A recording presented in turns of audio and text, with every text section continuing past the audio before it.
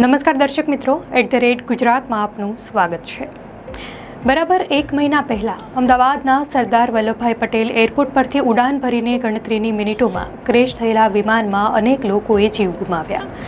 આ દુર્ઘટના મામલે ભારતના એરક્રાફ્ટ એક્સિડન્ટ ઇન્વેસ્ટિગેશન બ્યુરોએ તેનો પ્રાથમિક રિપોર્ટ જાહેર કરી દીધો છે। આ રિપોર્ટ પ્રમાણે વિમાનના બંને ફ્યુઅલ કંટ્રોલ સ્વિચ વિમાનના ટેક ઓફ થતાની સાથે જ કટ ઓફ પોઝિશનમાં જતી રહી હતી। રિપોર્ટ પ્રમાણે કોકપિટના વોઇસ રેકોર્ડિંગમાં એક પાયલટ બીજા પાયલટને પૂછે છે કે તમે કેમ કટ ઓફ કર્યું। બીજો પાયલટ જવાબ આપે છે કે તેણે નથી કર્યું। રિપોર્ટમાં એ સ્પષ્ટ નથી કે તેમાં કયો અવાજ કયા પાયલટનો છે। ઉડાન સમયે વિમાનને કો પાયલટ ઉડાવી રહ્યા હતા, જ્યારે કે કેપ્ટન તેની દેખરેખ રાખી રહ્યા હતા। 15 પાનાના આ રિપોર્ટમાં જણાવવામાં આવ્યું છે કે વિમાન ટેક ઓફ થયા બાદ કેટલીક સેકન્ડોમાં જ તેની સાથે શું થયું। હવે જે ફ્યુઅલ સ્વિચ બંધ થવાને કારણે આ પ્લેન ક્રેશ થયું હોવાનું પ્રાથમિક તારણ મળે છે તે ફ્યુઅલ સ્વિચ શું છે અને તે કોઈ પણ પ્લેન માટે કેમ મહત્વની છે તે સમજીએ। ફ્યુઅલ સ્વિચ શું છે? તો ફ્યુઅલ કંટ્રોલ સ્વિચ એ વિમાનના એન્જિનોમાં ઇંધણના પુરવઠાને નિયંત્રિત કરવા માટેનું એક ઉપકરણ છે જે ખૂબ જ મહત્વનું માનવામાં આવે છે। પાયલટ આ સ્વિચનો ઉપયોગ એન્જિન શરૂ કરવા, બંધ કરવા કે કટોકટીની સ્થિતિમાં એન્જિનનું સંચાલન કરવા માટે કરે છે। આ સ્વિચની બે મુખ્ય સ્થિતિઓ હોય છે।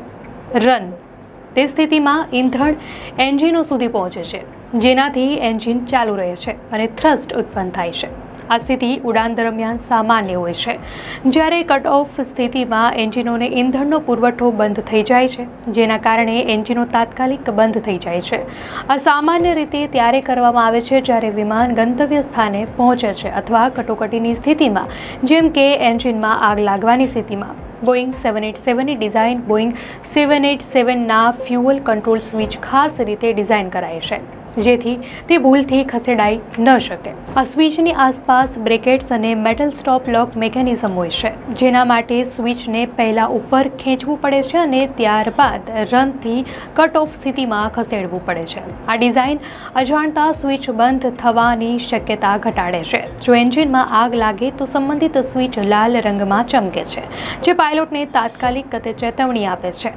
રિપોર્ટમાં કહેવામાં આવ્યું છે કે એરપોર્ટથી મળેલા સીસીટીવી ફૂટેજમાં જોવામાં આવ્યું છે કે લિફ્ટ ઓફના તરત જ વિમાને ઉપર ઉઠવાનું શરૂ કર્યું હતું, ત્યારે રેમ એર ટર્બાઇન એક્ટિવ થઈ ગઈ હતી।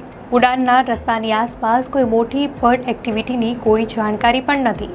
એરપોર્ટના રનવેની બાઉન્ડ્રી પાર કરવા પહેલાં જ વિમાને ઊંચાઈ ખોવાની શરૂઆત કરી દીધી હતી। રિપોર્ટ અનુસાર ફ્યુઅલના સેમ્પલનો રિપોર્ટ પણ સંતોષજનક મળ્યો છે, જોકે પ્રશ્નો હજુ પણ બાકી છે। નિષ્ણાંતો કહે છે કે આકસ્મિક રીતે ફ્યુઅલ કંટ્રોલ સ્વિચ બંધ કરવી લગભગ અશક્ય છે, કારણ કે આ માટે સ્વિચને જાણી જોઈને ઉપર ઉઠાવીને કટ ઓફ પોઝિશન પર લઈ જવી પડે છે। અમેરિકન એવિએશન નિષ્ણાંત જોન કોક્સ કહે છે કે તમે તેમને ધક્કો મારીને બંધ કરી શકતા નથી। આ સાથે તેઓ કહે છે કે કોઈ પણ પાયલટ ફ્લાઇટ દરમિયાન, ખાસ કરીને ટેક ઓફ સમયે, આ સ્વિચો ક્યારેય બંધ કરશે નહીં। દર્શક મિત્રો, તમને શું લાગે છે? શું સાચું છે અને શું ખોટું? આપની પ્રતિક્રિયા અમને કોમેન્ટમાં ચોક્કસથી જણાવશો।